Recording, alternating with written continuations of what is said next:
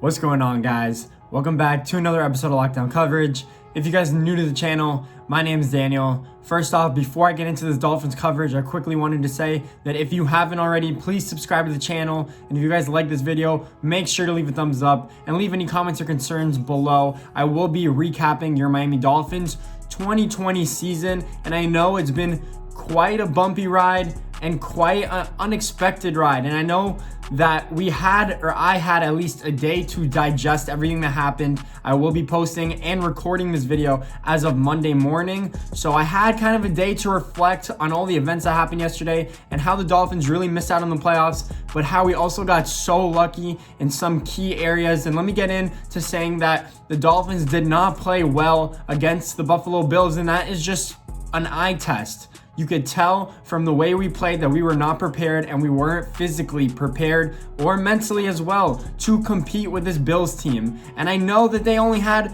one half of Josh Allen, and the second half should have been a blowout by us, but we did not do well. Tua Tagovailoa did not play to expectations, and I know you guys have really high expectations for him, but he's a rookie quarterback. How many rookie quarterbacks actually play good, sound football in their rookie year, especially 8 to 10 games into their season? Tua was coming off an injury that basically required a year of him to heal. He played or practiced zero football in the time that he was healing. Yes, it was a hip injury. Yes, they didn't have OTAs, no offseason, no preseason. Tua was thrown into the fire 4 weeks into his NFL career after the season already started, after Ryan Fitzpatrick struggled, and he went 6-3 as a starter with a team that went 5-11 and was projected to go 0-16 the year before. The Dolphins were this close to making the playoffs at 10-6. You know what Vegas had us as? A 6 or 7 win team this season in 2020. So if you don't think that the Dolphins pushed leaps and bounds over expectations, you guys are crazy, and you guys are just negative Dolphin fans. And I know there's a lot of you guys out there, because we've been struggling for the past 20 years. We've only made the playoffs 2 of those 20 years. I know it's been rough times, but look ahead. Let me just give you guys a realistic game plan for the 2020-2021 offseason. So the Dolphins aren't in the playoffs due to some unfortunate events, and the teams that we needed to lose, like the Baltimore Ravens, like the Browns and the Colts, were not going to lose. They were playing shitty teams, and especially the Steelers, they had a chance. All they needed was that 2-point conversion with Mason Rudolph. As Big Ben was in there and the Steelers needed to win a game, I'd say that the Steelers would have had this game in the bag. The Browns are not a good team, but those were in the circumstances, and I wish that they were. This Dolphins team can fill every hole they need to in this one offseason. Let me tell you how I think they could do it. I think that we have the 3rd pick in the draft, thanks to Bill O'Brien and the stupid Texans, and we have the 18th pick. So we have 2 first-round picks again.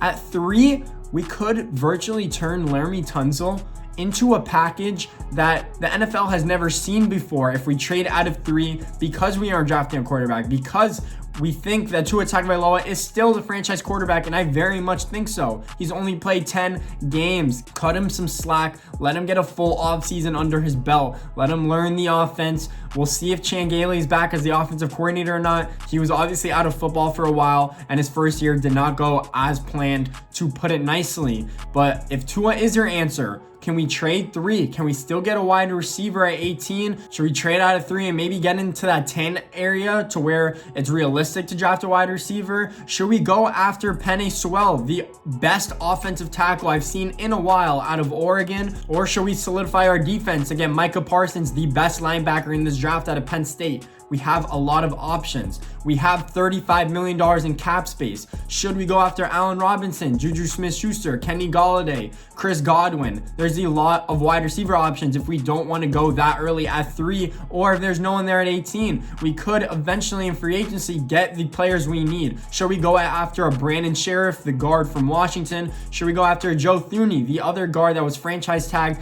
in New England? There is a lot of options, especially at the positions that we need. Our team also does not have many free agents or big free agents that we need to sign or lock up for years to come. We are a young team. Other than Kyle Van Noy, who is just about to turn 30, I'm pretty sure, or Ryan Fitzpatrick, and God knows if he's going to be on this team next year. is on the team. They're the only players that are above 30 on this actual Dolphins team, which is pretty crazy to think of, because the rest of this team is young. And we still have Noah Benogany, who's developing, Raekwon Davis, who could be a force in this league to be reckoned with, Austin Jackson, who looks like an above average left tackle, and I would honestly say that that is his floor, which is really, really good from a player like that. We have Robert Hunt, who could still develop. Maybe he's better at guard. We have Brandon Jones, who actually could be a good role safety player. He's a good in the box, strong safety if I were to put him in any category to begin with. I love this team. We need pass rushers, we need linebackers, we need offensive tackles, offensive guards, and we need running backs and playmakers and wide receivers. Pretty much just 5 or 6 positions going to an offseason that we really need to address. And when I say really, I mean we need a solid running back who's not Myles Gaskin, who could handle the ball 20 times a game and you wouldn't worry about him being injured. And we need also a wide receiver that you wouldn't worry about being injured. But when Devontae is healthy and Preston is healthy and whoever else we get either in the draft or free agency, that will be a scary duo in my opinion. We could even go after 2. Maybe Albert Wilson comes back and he is the Albert Wilson of 2018, in which he took jet sweeps to the crib consistently. So we'll honestly see what happens. But guys, keep your head up. This Dolphins team is going places. We're set up in situations that we've never been put in before. And I think we have the right people in Chris Greer and Brian Flores to put us in situations to succeed. And I know that we didn't hit on draft picks and we went for Noah Benogany when we should have drafted a running back like Jonathan Taylor yesterday, who put up 250 yards rushing, or J.K. Dobbins from the Baltimore Ravens, who put up 160 yards rushing. We should have drafted a quarterback instead of, let's say, Noah Benogany, when we already had corners on this team like Xavier Howard, who, by the way, should be considered for Defensive Player of the Year, had 10 interceptions officially from that last pick he got yesterday against the Bills. 10 interceptions. That is something that hasn't been done since 2007. And Antonio Cromartie did it on the Chargers. I don't know if you guys even remember him. He was a great cornerback for that team. So this has not been done in 13 years. That was the last time a corner put up 10 interceptions in one season. And we also had Byron Jones opposite Xavier Howard. So why take Noah Benogany there?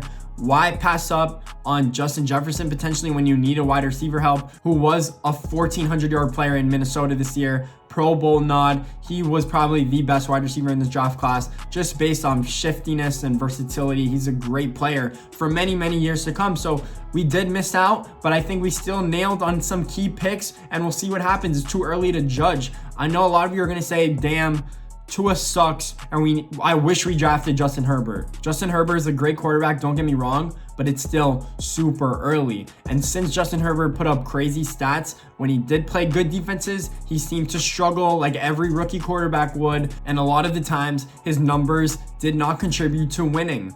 And I would say that's the same thing for Tua.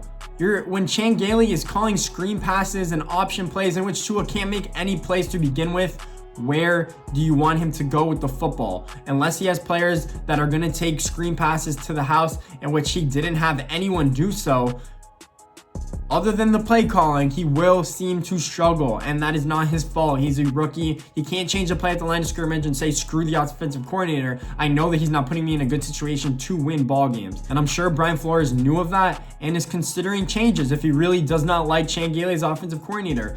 A lot of people think that it was a mistake. We'll see what he actually does, because it's important for Tua to have continuity on the offense and for him to learn what he's doing and master his craft. Once we change offensive coordinators, let's say, he will have to learn a new scheme, a new system. So he will be get pushed back, and that progress will be delayed. Depending on what you like or don't like out of an offensive scheme, he will still be delayed. So we'll see what actually happens with this Dolphins team. I still love it. I think we're in a great situations for 2021, and I'm excited for the future. I know we didn't make the playoffs now, but we overachieved, and we have pieces together in which, if we put the puzzles and we connect the dots, we could be really special in 2021. So we'll see what happens. I will continue to cover the Dolphins throughout the offseason and this playoff race, which kind of is going to be crazy, I think. We'll see. I think the Super Bowl is pretty much wide open at this point. We'll see what actually happens. The Kansas City Chiefs are my favorite. Guys, if you like this video, please make sure to leave a thumbs up and subscribe to the channel. More videos to come. I probably will be covering the Miami Heat, I've decided. So if you guys like NBA and Miami Heat basketball, make sure to also subscribe to the channel. Let's go Dolphins though. Fins up, baby. Till next year.